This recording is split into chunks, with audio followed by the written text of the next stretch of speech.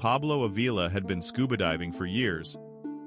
Confident, skilled, relaxed beneath the waves. On a clear, bright day off the coast of Catalina Island in California, he suited up for another routine dive with friends.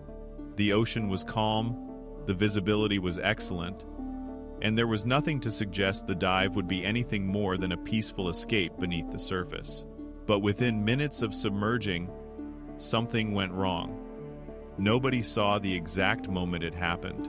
One moment, Avila was swimming among the kelp forests. The next, he was floating motionless, unconscious, his body drifting in the water like a discarded doll. His friends spotted him and immediately swam over, panic rising in their chests. Time moves differently underwater, and every second was heavy with fear. We were pulling him, and were getting a little winded and a little tired out, Javier Claremont, one of Avila's diving buddies, later told reporters. And then out of nowhere, a bunch of mermaids show up. Yes, mermaids. Or at least, that's what they looked like. Gliding through the water with iridescent tails, long flowing hair, and the ease of dolphins, a group of women appeared out of the blue. But these weren't mythical creatures. They were part of the Professional Association of Diving Instructors' Advanced Mermaid Program divers in high-performance fins, undergoing a rigorous training session not far from where Avila lost consciousness. At first glance, the timing seemed surreal, but it was no accident. The mermaids in training had been practicing emergency protocols, specifically how to rescue another mermaid in distress when they noticed a figure in trouble nearby. That figure was Avila. Elena Thomas, one of the divers, immediately recognized something was seriously wrong. She noticed foam coming from Avila's mouth, a possible sign of an air embolism. While his friends were already trying to get him to safety, they were struggling against fatigue, currents, and bulky gear. The mermaids didn't hesitate. They joined in, helping to strip Avila's heavy equipment, supporting his limp body, and navigating him through the water with a level of control only expert divers possess. It wasn't just a rescue, it was a perfectly timed intervention from the most unexpected heroes imaginable. The surreal rescue continued to unfold as if scripted in a fantasy film, but for Pablo Avila, it was a matter of life and death.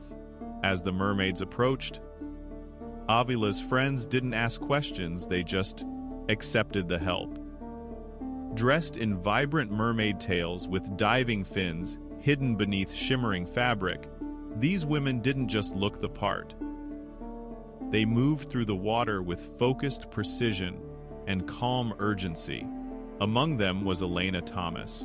Just moments before, she and her group had been practicing advanced underwater rescue scenarios as part of the Professional Association of Diving Instructors, PADI, Advanced Mermaid Program, a niche yet highly demanding certification course. It includes everything from breath-hold diving and underwater choreography to emergency medical protocols and surface rescues. We were training for a scenario just like this, Elena later explained. We were practicing saving a fellow mermaid who had blacked out, and then we look up and there's a real person who actually needs help. It was unreal. Elena spotted the foam at Avila's mouth. That's when we knew it could be an air embolism, she said, a potentially fatal condition where air bubbles enter the bloodstream due to improper ascent while scuba diving. Recognizing the signs, the team quickly pivoted from training to real-life action. They coordinated seamlessly. While some of the mermaids began removing Pablo's heavy scuba gear tank, mask, and BCD, others worked to stabilize him in the water, using the techniques they had just drilled during practice. One began mouth-to-mouth resuscitation, while the rest guided his limp body toward the shore.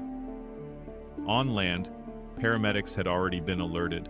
The beach was a blur of urgency, as the group, now surrounded by stunned onlookers who could hardly believe what they were seeing, carried Pablo out of the water. What began as a practice session in underwater pageantry had suddenly turned into a real-world emergency rescue.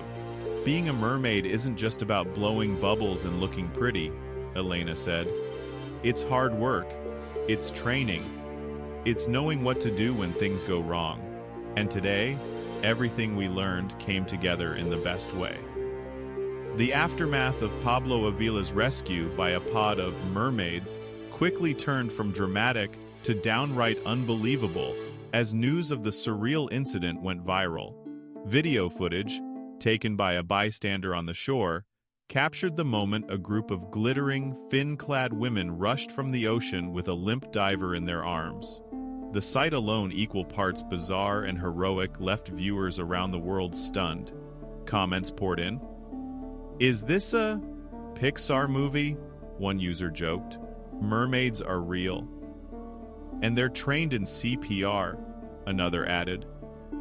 What the public didn't initially understand was that these weren't performers. The women were part of a growing global movement of serious freedivers and emergency responders, who also happened to embrace the fantasy aesthetic of mermaiding, a discipline that merges athleticism, water rescue, and showmanship. Within days, Elena Thomas and her team were being interviewed on major news outlets, from Fox 11 to global platforms. The surreal nature of the rescue, combined with the very real impact it had turned them into unexpected symbols of modern heroism. As for Pablo Avila, doctors confirmed he had experienced a minor air embolism. Thanks to the swift response of both his friends and the trained mermaids, he survived without permanent injury. "They saved my life," he said in a heartfelt statement. "I still can't believe it. I blacked out in the water, and I woke up on the beach surrounded by mermaids."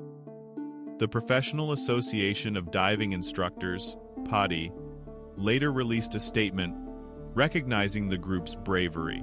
Their knowledge, quick thinking, and teamwork exemplify the highest standards of emergency response training.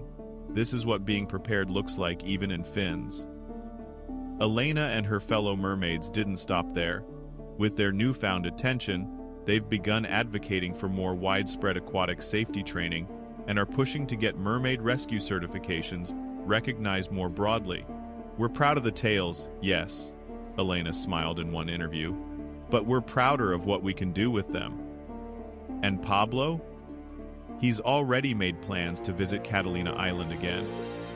"I'll go back in the water," he laughed. "But only if the mermaids are on duty."